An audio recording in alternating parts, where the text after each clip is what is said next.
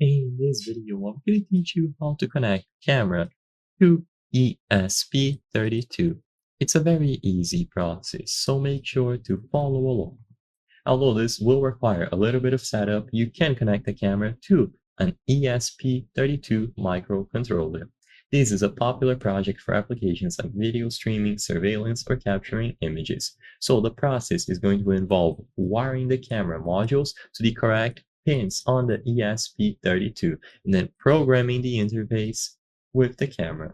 So you will need the board itself, a camera module, jumper wires, and a power source. With all of these things in mind, first make sure that you wire it properly. So specific camera modules will have different pinouts that need to be connected to specific pins on the ESP32. So make sure that you use the appropriate pins. In this example, I have the OV2640. So you will be able to wire or use the pins together like this by simply plugging them together. If you have the ESP32 cam, then it is going to be even easier. You just plug it in accordingly.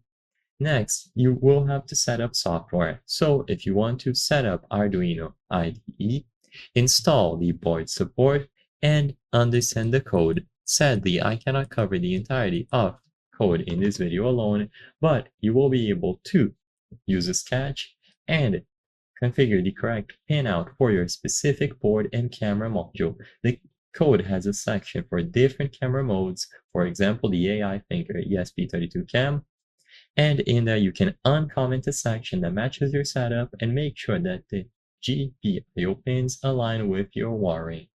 You might also have to enter Wi-Fi network credentials, and after this the camera will be set up. So I hope I was able to help you. If this video helped you, please consider subscribing. As you can see, 83% of the people watching our videos are not subscribed. By subscribing, you can help us make higher quality videos. Thank you for watching, and I'll see you on the next one.